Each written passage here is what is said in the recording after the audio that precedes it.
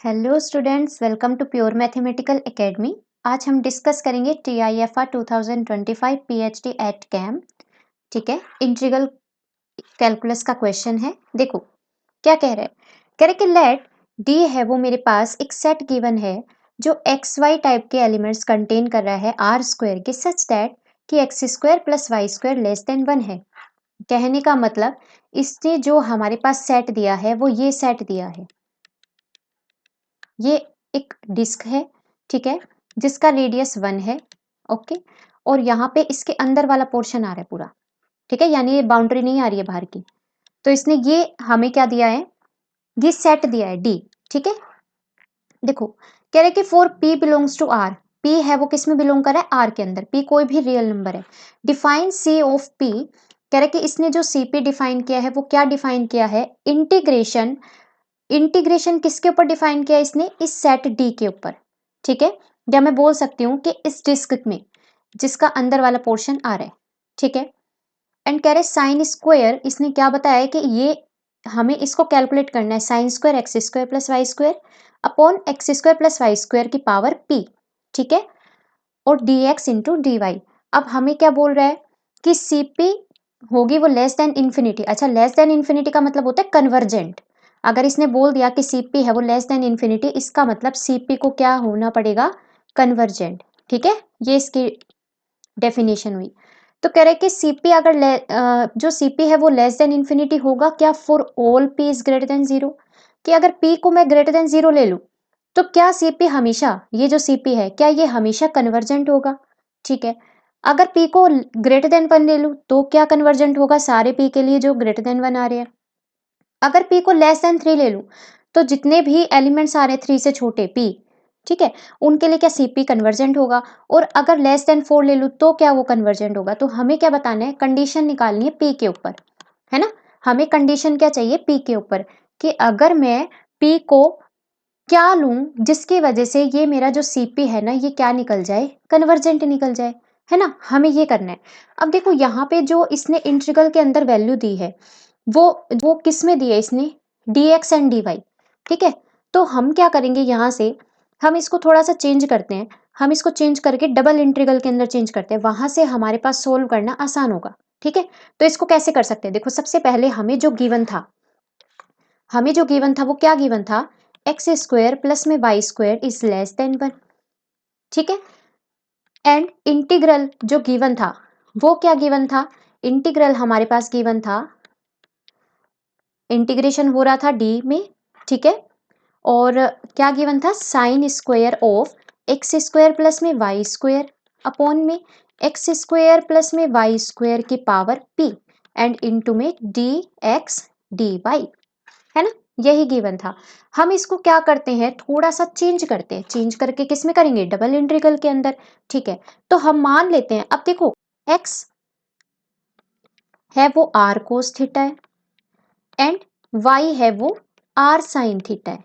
ठीक है, तो देखो हमने क्या किया, एक्स को r cos theta and y है वो आर साइन थीटा। ठीक है, तो x square plus y square कितना आ जाएगा, आर स्क्वायर। क्लियर है इतनी बात।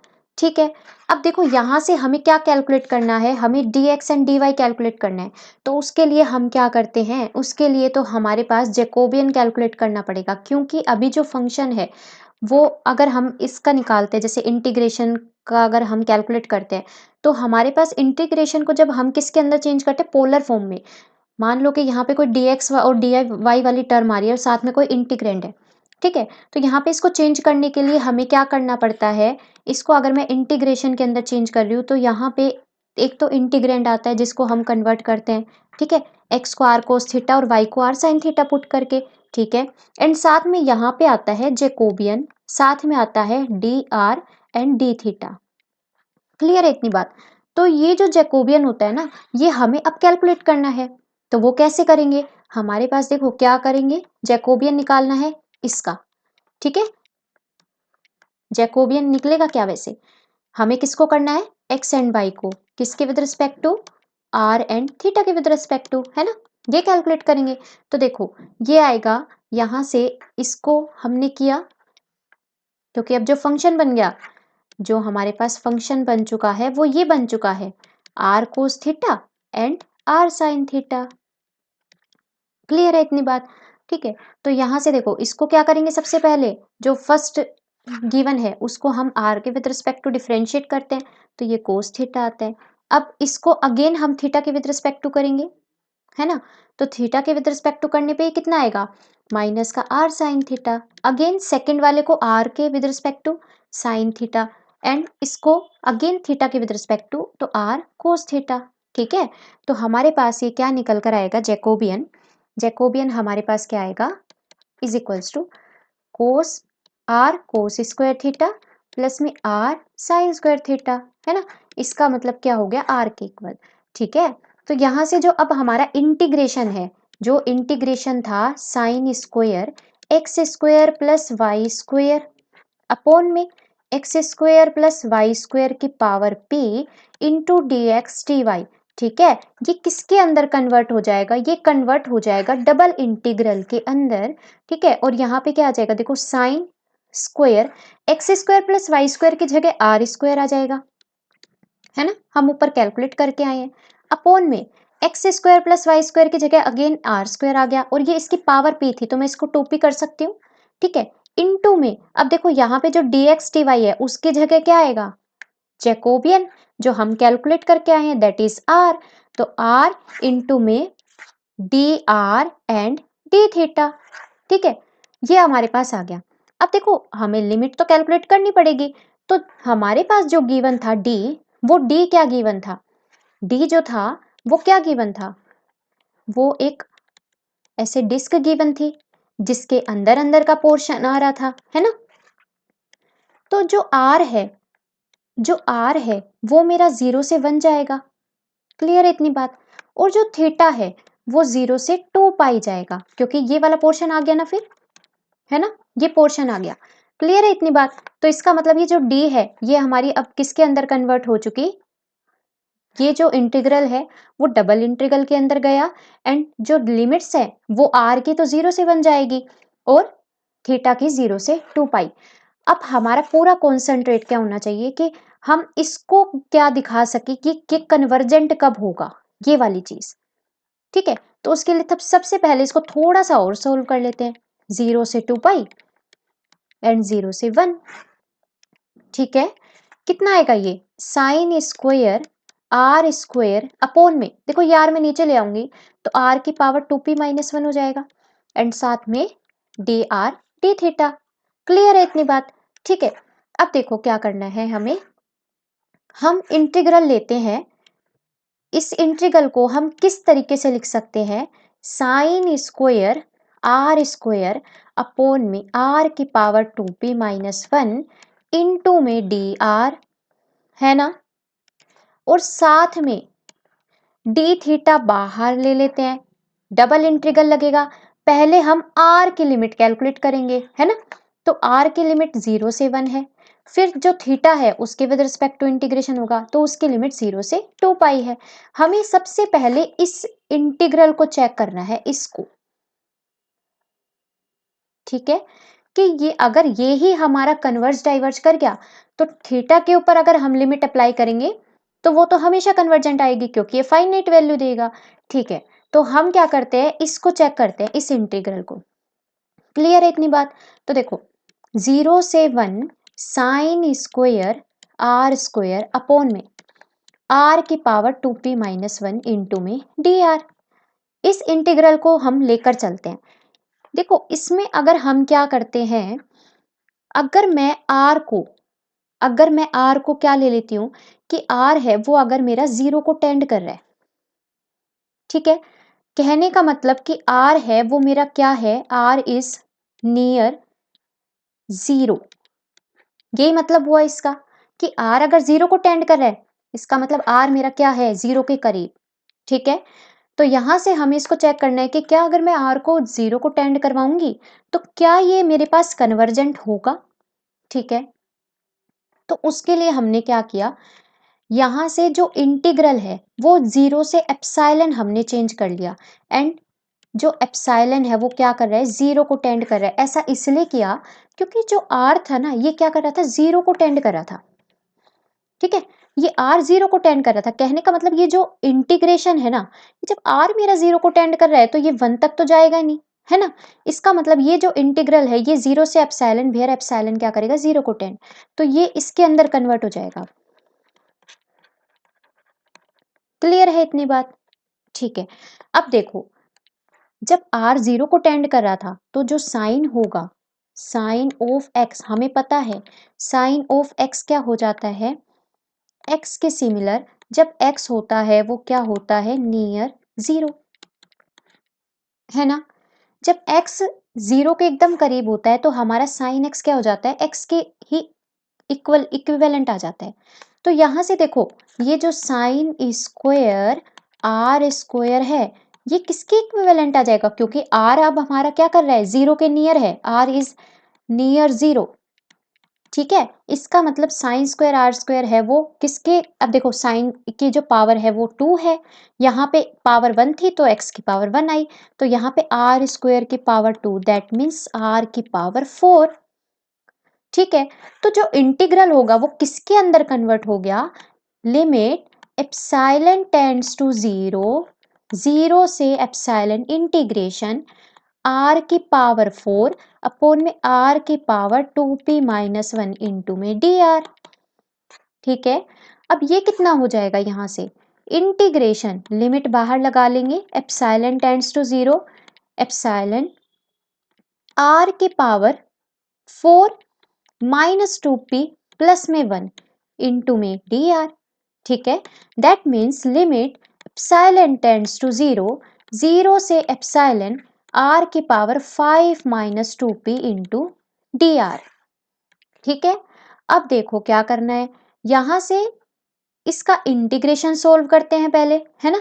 तो लिमिट एप्सिलॉन टेंड्स टू 0 बाहर चलेगा, इसका इंटीग्रेशन सोल्व करेंगे तो ये कितना आ जाएगा, 6 माइनस 2p अपॉन में 6 माइनस में 2p एंड ये 0 से एप्सिलॉन इसकी लिमिट। ठीक है, एप्सिलॉन की पावर 6 माइनस 2p अपॉन में 6 माइनस 2p, क्लियर है इतनी बात, ये आएगा। और बाहर क्या चल रहा है, लिमिट एप्सिलॉन टेंड्स टू 0। अच्छा, हमें क्या दिखाना था कि किस p के लिए जो cp होगा वो कन्वर्जेंट होगा, है ना? कि फॉर विच p या for which value of p cp is convergent.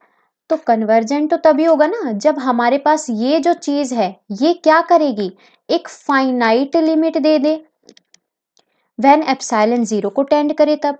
ठीक है, तो देखो अब हम क्या करेंगे, 6 माइनस जो 2p है वो अगर हमारे पास ग्रेटर देन 0 हुआ, ठीक है, क्या हुआ, 0 से बड़ा हुआ, तो यहां से क्या होगा, देखो 6 माइनस 2p अगर ग्रेटर देन 0 हुआ इसका मतलब एप्सिलॉन की पावर पॉजिटिव रहेगी। ठीक है, और साथ में जो 6 माइनस 2p अगर यहाँ से 0 से बड़ा हुआ तो हमारा डिनोमिनेटर भी एग्जिस्ट कर रहा है। ठीक है, इसका मतलब क्या हुआ कि 6 माइनस 2p जब ग्रेटर देन 0 है तो उसमें limit epsilon tends to 0, epsilon की पावर 6 माइनस 2p अपॉन में 6 माइनस 2p क्या कर रही है, एग्जिस्ट कर रही है। क्लियर है इतनी बात, अगर ये चीज हुई, ठीक है। लेकिन अगर ये चीज नहीं हुई तो कह रहे कि लेट कर लेते कि अगर 6 माइनस 2p है वो लेस देन 0 है एंड 6 माइनस 2p, या फिर और कर लेना इधर, और 6 माइनस 2p है वो इक्वल 0 है। ठीक है, कहने का मतलब अगर मेरे पास 6 माइनस 2p नेगेटिव गया तो इसका मतलब ये वाली चीज नेगेटिव हो गई, नेगेटिव हो गई इसका मतलब एप्सिलॉन क्या जाएगा, डिनोमिनेटर में जाएगा, डिनोमिनेटर में जाने की वजह से एप्सिलॉन जब 0 को टेंड करेगा तो ये इन्फिनिटी चला जाएगा, है ना? जिसके लिए ये अगेन मेरे पास कन्वर्जेंट तो निकलेगा नहीं, इसका मतलब इस केस में जो मेरा सीपी है वो क्या हो जाएगा, डाइवर्जेंट हो जाएगा। क्लियर है इतनी बात। सिमिलरली अगर मैं 6 माइनस 2p इक्वल्स टू 0 उठाती हूँ तो यहां से देखो जो डिनोमिनेटर है वो 0 हो जाएगा, इसकी वजह से अगेन इसकी लिमिट इंफिनिटी को टेंड कर जाएगी, तो इसके लिए भी cp क्या निकल गया, डाइवर्जेंट निकल गया। क्लियर है इतनी बात, ठीक है। तो हमें जो केस मिला, एक केस ये मिला कि अगर 6 माइनस 2p है वो ग्रेटर देन 0 हुआ, मतलब p की वैल्यू लेस देन 3 हुई, उस केस में हमारा cp क्या कर रहा है, कन्वर्ज कर रहा है, that means cp is convergent. Clear है इतनी बात? ठीक है। अब देखो, अगर हमारे पास 6 माइनस 2p को क्या लेते हैं, लेस देन इक्वल्स टू 0, तो उस केस में कहने का मतलब ये हुआ कि p हमारे पास क्या आएगा, ग्रेटर देन इक्वल्स टू 3। उस केस में cp क्या कर रहा है, डाइवर्ज कर रहा है। ठीक है, ये हमने कब निकाला, जब r था वो मेरा क्या कर रहा था, 0 को टेंड कर रहा था, या मैं बोल सकती हूँ r इज नियर 0। ठीक है, अब हम लेते हैं कि r जब मेरा क्या कर रहा है, इफ r है वो 1 को टेंड कर रहा है, या फिर r इज नियर 1। ठीक है, जब r मेरा 1 को टेंड कर रहा है, उस केस में जो इंटीग्रल होगा वो क्या आ जाएगा, इंटीग्रेशन 0 से 1 sine square r square upon में r की पावर 2p माइनस 1 इंटू में dr, यही था हमारा इंटीग्रल, है ना, ये हमारा इंटीग्रल था। इसमें क्या करना है, जब r होगा ना वो 1 को टेंड करेगा या 1 के नियर होगा, उस केस में ये जो हमारा इंटीग्रेशन है ये क्या होगा, लेस देन इक्वल्स टू, क्योंकि ये वाली चीज क्या होगी, 1 या 1 से छोटी हो जाएगी, इसका मतलब ये क्या हो जाएगा, इस इंटीग्रल से छोटा हो जाएगा। क्लियर है इतनी बात? ठीक है, अब देखो हमें एक चीज पता है कि 1 अपॉन में x की पावर p इंटीग्रेशन 0 से 1, ठीक है, ये हमारे पास क्या होता है, इंटू dx भी होगा, ये हमारे पास क्या होता है, कन्वर्जेंट होता है। कन्वर्जेंट कब होता है, जब p क्या होता है, लेस देन 1। हमें ये चीज पता है। ठीक है, हमें इसी का यूज करना है। यहाँ पे देखो x 1 अपॉन एक्स की पावर p, इसके पास जो इनफाइनाइट डिसकंटिन्यूटी का पॉइंट था वो 0 था। सिमिलर केस तो यहाँ पे भी है कि इसके पास जो इनफाइनाइट डिसकंटिन्यूटी का पॉइंट है वो 0 है, तो यहाँ पे हम ये वाली चीज अप्लाई कर सकते हैं। इसका मतलब क्या हुआ कि 0 से 1 1 अपॉन में r की पावर 2p माइनस 1 dr होगा, वो कन्वर्जेंट होगा कब, जब मेरा 2p माइनस 1 क्या होगा, लेस देन 1। क्लियर है इतनी बात, है ना? तो यहां से क्या मिला कि p है वो क्या होना चाहिए, लेस देन 1। क्लियर है? तो ये जो इंटीग्रेशन है 0 से 1 sine of sine square of r square upon में r की पावर 2p माइनस 1 इंटू में dr, ये क्या निकला, कन्वर्जेंट कब, if p is less than 1, है ना, ये चीज है। ठीक है, अब यहां से हमें इस केस में ये मिला, ये कब था, जब r था वो 1 के नियर था या 1 को टेंड कर रहा था। ठीक है, हमें दोनों केसेस कंसिडर करके चलने हैं, r इनके बीच में कुछ भी हो सकता है, r है वो क्या हो सकता है, 0 के नियर भी, एंड r है वो क्या हो सकता है, 1 के नियर भी। ठीक है, तो यहां से हमने जो जब 1 के नियर था तो ये चीज आई, जब हमारे पास 0 के नियर था तो हमारे पास क्या आया था, 0 के नियर था तो ये आया था p इज लेस देन 3। कुल मिला के हम ये बोल सकते हैं कि for all p less than 3 cp is convergent, है ना। हम ऐसा बोल सकते हैं कि जब हमारे पास p होगा वो लेस देन 3 होगा, उसके लिए हमारा cp क्या करेगा, कन्वर्ज करेगा, क्योंकि हमें सिर्फ ये इंटीग्रल देखना था। ये इंटीग्रल जो था वो हमारे पास क्या था, इसका एक पार्ट था, है ना, इसका एक पार्ट था ये वाली का।